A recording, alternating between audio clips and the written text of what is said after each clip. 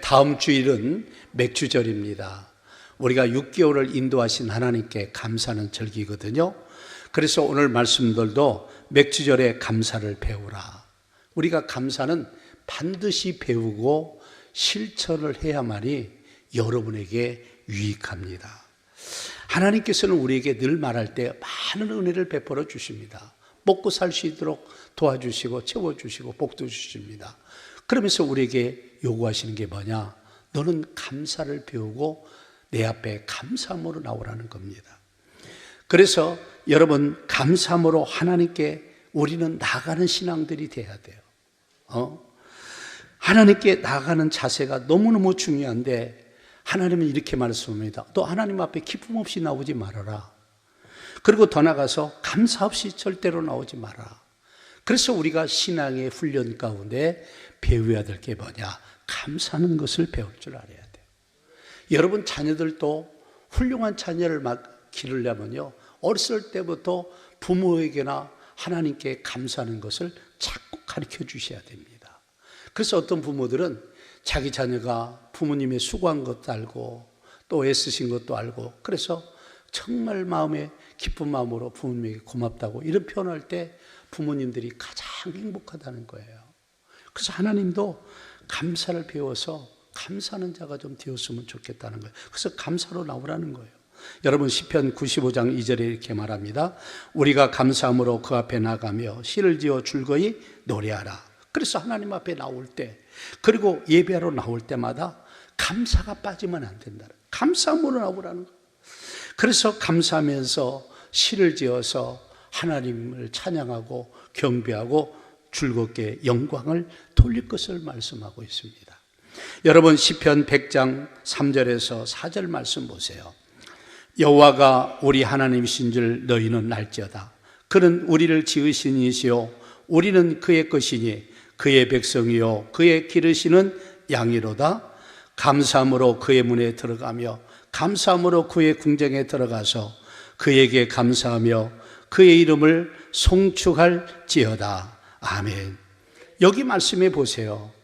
여호와가 우리 하나님이신 줄 너희는 좀 알라는 겁니다. 하나님이 우리를 지으셨고 하나님의 것으로 우리를 삼아 주셨고 우리는 하나님의 백성이 되었고 기르시는 양이 되었다는 거예요.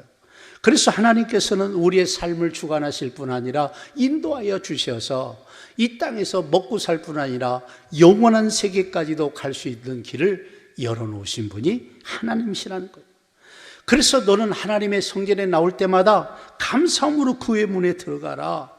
찬송함으로 그의 궁정에 들어가며 그에게 감사하며 그 이름을 송축할지어다라고 말합니다. 하나님을 축복하라는 거예요. 그래서 우리는 감사하는 것을 배울 줄 알아야 돼요. 여러분, 감사가 결되니까 불평과 원망과 여러분 고마움을 느끼지 못하는 거예요. 우리는요, 정말 나에게 한번 웃어주는 것만 갖고도 감사할 수 있어야 돼요. 감사를 배워야만이 된다는 얘기입니다. 여러분, 그래서 제가요, 외국 같은 데 가서 엘리베이터를 타가지고 겁다 보면요, 우리나라 사람은 이렇게 비켜줘도 아무 말도 안 해요.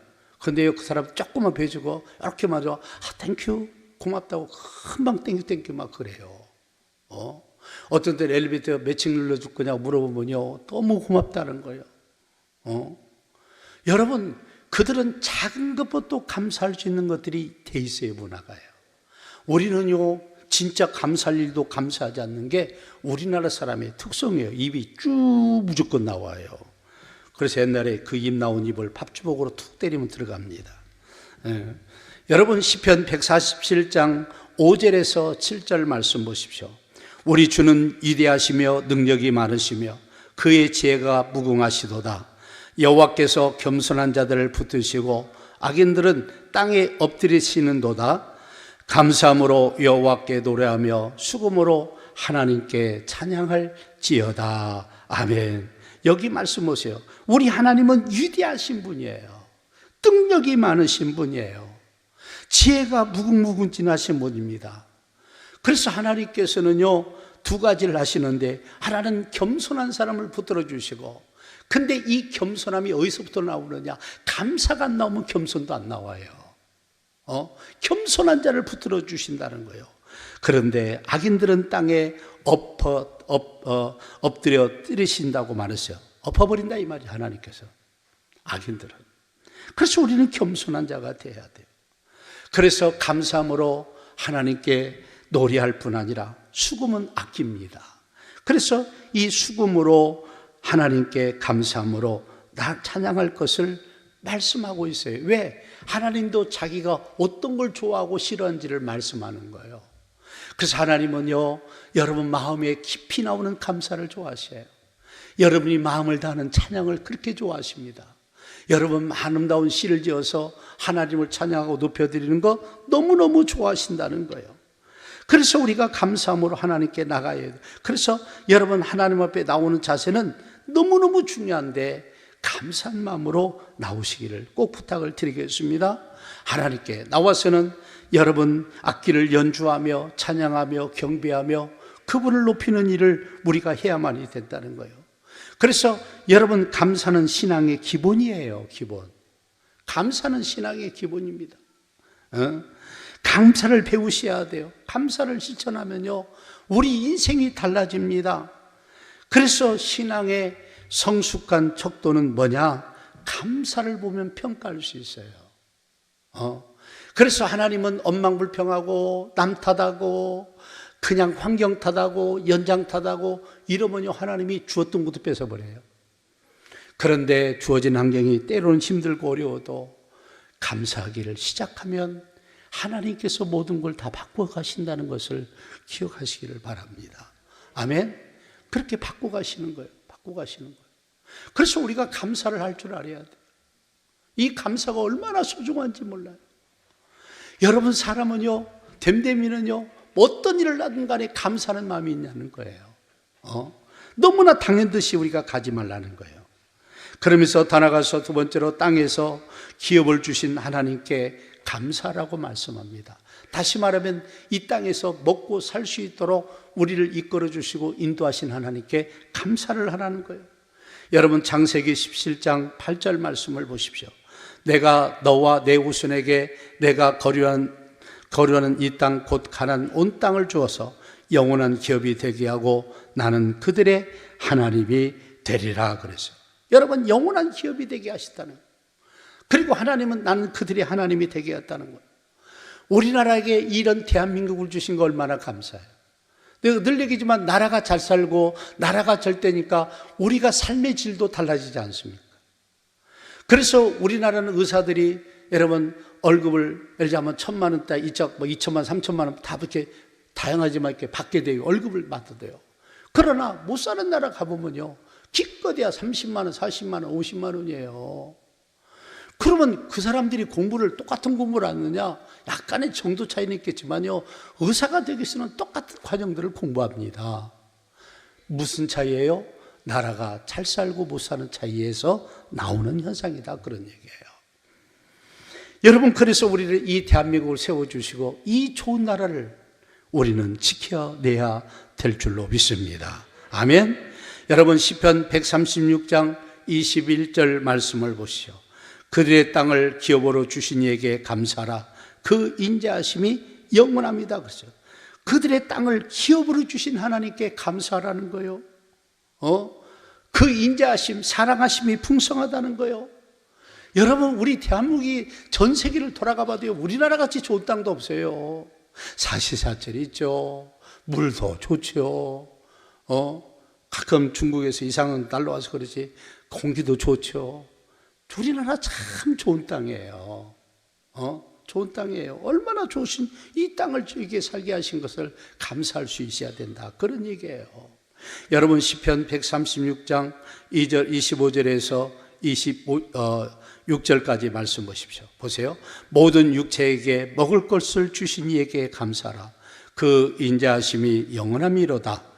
하늘의 하나님께 감사하라. 그 인자하심이 영원함이로다 라고 말씀합니다. 여러분, 하나님께 감사하라는 거예요.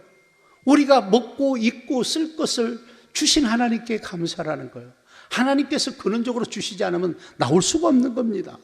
그래서 하나님께 감사라는 거예요. 하늘의 하나님께 감사라는 거예요.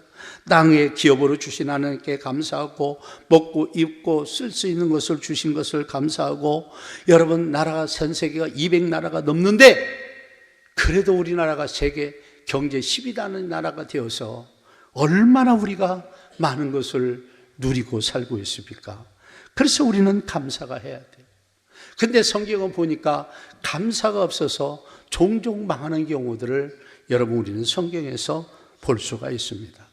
여러분 로마서 1장 21절 말씀 보세요. 하나님을 알되 하나님을 영화롭게도 아니하며 감사하지도 아니하고 오히려 그 생각이 허망해지며 미련 마음이 어두워졌나니 그랬어요. 여기 보니까 하나님을 알되 하나님을 믿고 따르면서도 하나님을 영화롭게 영광을 돌리고 영화롭게를 하지 않는다는 거예요. 그러면 하나님을 어떻게 영화롭게 할 수 있느냐? 여러분 기업을 주신 하나님께 감사하고 우리에게 먹고 입고 쓸 것을 주신 하나님께 감사하라는 거예요. 이 감사하면 그게 바로 하나님이 영광을 받으시고 하나님을 영화롭게 하는 거예요. 그래서 여러분 감사를 모르니 은혜를 받아도 영광을 돌리지 못하고 그 은혜 속에서 여러분 엉뚱한 다른 일들을 하게 된다는 거예요. 그러니까 감사가 없으니까 그 생각이 허망한 것을 추구한다는 거예요. 더 나아가서 그 마음에 미련하게 되어서 여러분 어둠의 길을 간다는 거예요. 우리는 환하고 빛된 길을 가야 될 줄로 믿습니다. 어둠의 길을 가면 안 돼요. 우리는 어둠의 자식이 아니에요. 우리는 빛의 자녀인데 이 하나님과 관계를 잘못하고 또 하나님께서 주신 은혜에 대해서 감사할 줄도 모르고 그러니까 마음이 허무한 것을 추적하고 여러분 어둠의 길을 뚜벅뚜벅 걸어가고 있다는 것을 우리가 알 수 있게 된다는 것을 말하고 있습니다. 여러분 감사를 안 하니 하나님의 은혜와 복을 받아도 그들이 영광의 자리에 서 있는 게 아니라 죄악된 자리에 서서 여러분 죄로 여러분 엉터리 짓을 하는 것을 많이 볼 수 있습니다. 여러분 로마서 1장 22절 23절 말씀을 보십시오. 스스로 지혜 있다나 어리석게 되어 썩어지지 아니하는 하나님의 영광을 썩어질 사람과 새 짐승과 기어다니는 동물의 모양의 우상으로 바꾸었느니라 그랬어요. 여러분 인간들의 이 어리석은 감사가 없는 인간들에게 하나님을 떠난 이들에게 어떤 선택을 합니까? 썩어지지 아니하는 하나님의 영광을 따라가는 게 아니라 썩어질 사람과 우상이죠. 새와 짐승과 기어다니는 우상을 따라가고 그런 것들을 섬기는 미련한 사람들이 된다는 말씀을 말씀하고 있다는 사실입니다. 그래서 우리는 감사를 배워야 돼요. 자녀들에게도 철저히 부모에게도 감사하고 이웃에게도 감사하고 하나님께도 감사하는 것을 우리는 가르쳐야 될 줄로 믿습니다. 여러분 다니엘서 6장 10절 말씀에 보면 이런 말씀이 있습니다. 우상을 섬기지 않으면 너를 사자굴에 집어넣겠다고 하시는 내용이 나옵니다. 여러분 다니엘이 이 조서의 왕의 도장이 찍힌 것을 알고도 자기 집에 돌아가서는 윗방에 올라가 예루살렘을 향한 창문을 열고 전에 하던 대로 하루에 3번씩 무릎을 꿇고 기도하며 그의 하나님께 감사하였더라 그랬습니다. 이게 다니엘입니다. 다니엘을 잡으려고 30일 동안 어떤 신에게 기도를 드리거나 절을 하면 사자굴에 젖는 법을 넣습니다. 그런데 다니엘은 늘 아무리 바빠도 하루에 3번씩 기도하는 거예요. 그리고 여러분 그 기도도 집에 가서 골방에 문 닫고 기도하는 게 아니라 창문을 활짝 열어놓고 예루살렘을 향해서 하루에 3번씩 기도하는 거예요. 그러니까 사람들이 아나 잘 됐다. 그래서 다니엘을 고발한 겁니다. 그래서 다니엘이 사자굴에 들어가게 됐어요. 그런 죽음 앞에 둔 이 다니엘이 기도를 쉬지 않냐고 중요한 것은 그의 하나님께 감사하였다는 말씀이에요. 다니엘은 그런 내가 죽어가는 그 어려운 상황에도 원망하고 불평하는 게 아니라 오히려 하나님께 감사했어요. 그래서 여러분 우리가 성경 잘 알지만 사자 입을 막으셔서 건지셨죠? 왕도 속은 줄 알고 다니엘 끝내고 나중에 그 간신배들을 다 사자고 그래서 사자밥이 거꾸로 되게 했죠. 그래서 환경이 어려워도 때에 따라 죽음 앞에 있을지라도 무릎을 꿇고 기도하는 이 아름다운 신앙은 우리도 배워야 됩니다. 그는 하나님께 원망하지 않고 오히려 감사하면서 얼마나 우리에게 본이 되고 우리가 본받아야 되고 우리는 잘해준 것만 감사하지 말고 때에 따라 어렵고 힘든 과정이 있어도 감사할 수 있는 그런 신앙이 되시기를 바랍니다. 아멘. 그래서 여러분, 세 번째로 맥주절은 예물로 감사를 드리라는 겁니다. 하나님이 그게 정하신 거예요. 여러분, 출애굽 23장 16절 말씀 보세요. 맥주절을 지키라. 이는 내가 수고하여 밭에 뿌린 것의 첫 열매를 거두미니 쭉 하면서 나옵니다. 여러 3대 절기를 말하죠. 그래서 이스라엘 백성들은 하나님이 항상 3대 절기를 지키라는 거예요. 그러면서 이 맥주절이 뭐냐?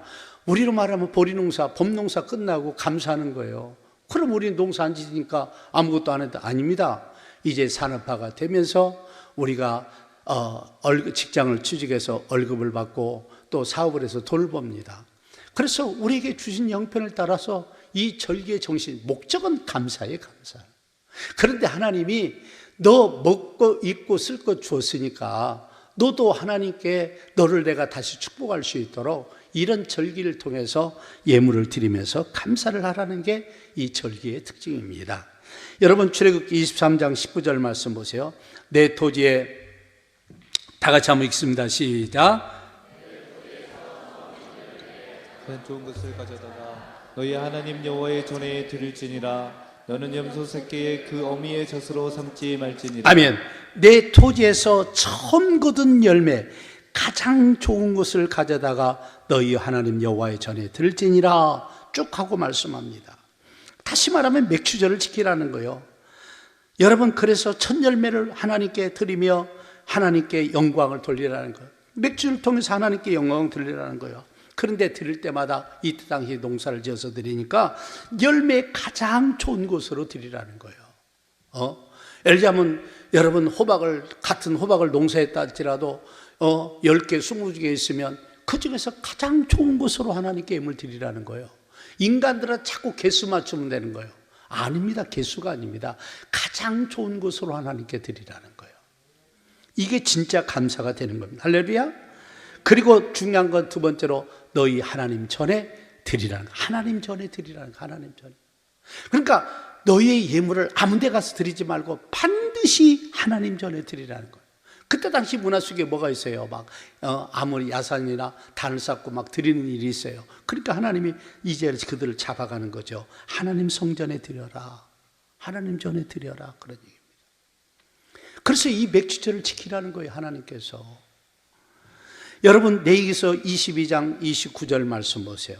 너희 여호와께 감사 제물을 드리려거든 너희가 기쁘게 받으심이 되도록 드릴지며. 그러죠.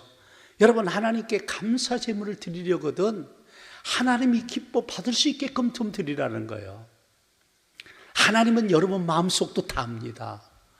여러분이 어떻게 수입이 있는지 없는지 하나님은 다 아셔요. 그래서 기쁘시게, 하나님이 기쁘게 받을 수 있도록 드리라는 거예요. 그래서 하나님께 드려지는 것은 정성을 다해서 최고로 좋은 것으로 농사질 때 이런 예물로서 하나님께 드릴 것을 말씀하고 있습니다. 그래서 아무리 큰 예물을 드릴지라도 여러분의 마음에 정성과 감사가 담겨지지 않다면 그 예물은 하나님이 받지 아니하시는 것을 설명하고 있다는 사실입니다. 여러분, 신명기 16장 16절 말씀을 보십시오. 너희 가운데 모든 남자는 1년에 3번 곧 무교절과 칠칠절과 초막절에 내 하나님 여호와께서 택하신 곳에서 여호와를 배웁되 빈손으로 여호와를 배웁지 말고, 이 3가지 절기를 말하면서 하나님께서 말씀하는 거예요. 하나님이 택하신 성전에 나와서 드려라. 그리고 빈손 들고 오지 말아라. 왜냐하면 하나님은 이 선순환적 구조를 말했습니다. 우리에게 먹고 입고 쓸 거 있습니다. 그리고 하나님께 네가 가장 좋은 것으로 하나님께 드려라. 그러면 하나님이 또 축복하셔서 여러분 가을에도 잘 되게 하시고 다음에도 잘 되게 하시고 이런 축복들이, 그래서 서로 이게 순환되게 돼 있는 거예요. 순환되게 돼 있는 거예요. 그래서 여러분 다음 주는요 복 받는 날이에요. 제발 다음 주는 다른 데 안 가시기를 꼭 부탁을 드리겠습니다. 할렐루야. 그래서 여러분 17절 말씀 보세요. 각 사람이 내 하나님 여호와께서 주신 복을 따라 그 힘대로 드릴지는 억지로 드리라는 게 아니라 무조건 드리라니까. 주신 복을 만큼만 드리라는 거. 네 행편과 네 삶을 여러분 잘 분별해서 하나님께 감사함으로 네 형편에 맞게끔 잘 드릴 것을 설명하고 있다는 사실이에요. 그래서 여러분 하나님께 이건 훈련이 되고 감동이 돼야 돼요. 모르시는 분들은 하나님께 자꾸 물어보십시오. 물어보십시오. 그래서 여러분 하나님께서 주신 복을 따라서 그 힘대로 드리라는 거예요. 억지로 드리지 말고. 그러면서 여러분 신명기 16장 15절 말씀 보세요. 내 하나님 여호와께서 택하신 곳에서 너는 이래 동안 내 하나님 여호와 앞에 절기를 지키고 내 하나님께서 내 모든 소출과 내 손으로 행한 모든 일에 복 주실 것이니 너는 온전히 즐거워할지니라. 그러죠. 여러분 보세요. 여호와께서 내 모든 소출과 내 손으로 행한 일에 뭘 주신다고요? 복 주신다는 거예요. 그래서 너희는 뭐요? 온전히 좀 즐거워하라는 거예요. 그래서 다음 주는 얼굴 피시고 오시길 바랍니다. 그래서 이 절기의 중요한 게 그거예요. 이 복을 받고 가야 직장도 형통하고 사업도 잘 되고 농사를 져도 농사가 잘 되고 형통하는 거예요, 여러분들. 어떤 사람은 자꾸 물질 얘기가 아닙니다. 하나님이 우리에게 먹을 거 입을 거 살 수 있도록 도와주셨으면 우리가 감사하는 게 당연한 것 아니겠습니까? 기대하고 드리라는 거예요. 기대하고 하나님께 기대하고 드리라는 거예요. 여러분 고린도후서 9장 6절에서 7절 말씀 보세요. 한번 다 같이 읽겠습니다. 시작. 이것이 곧 적게 심는 자는 적게 거두고 많이 심는 자는 많이 거둔다 하는 말이로다.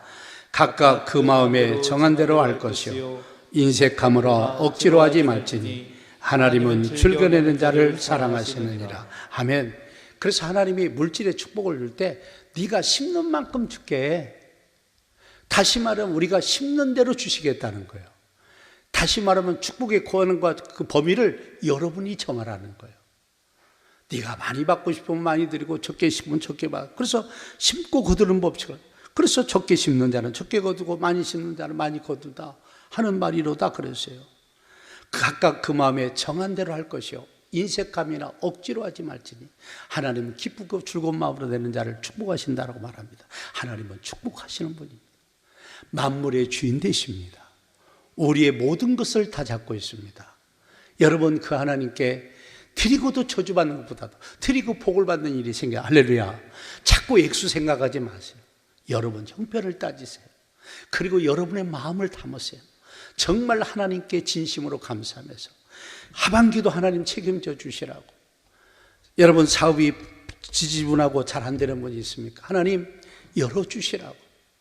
저는요 이 나라가 세계 선교를 위해서 지금도 기도하고 있습니다. 우리나라가 못 살면 선교는 절대로 할 수 없는 거예요. 이것 때문이라도 저는 하나님 이 나라의 경제를 위해서 많이 기도합니다. 예수 믿는 사람이 복을 받아야 돼. 다 복을 받아야 돼. 그러면 자동으로 이 나라가 잘 될 줄로 믿습니다. 우리를 통해서 막 복이 흘러가 넘치니까요. 그런 은혜와 축복의 역사가 우리 성도들 가운데 다 있기를 예수의 이름으로 축복합니다. 그래서 여러분 우리가 다음 주에 올 때 한 영혼이라도 좀 전도하세요.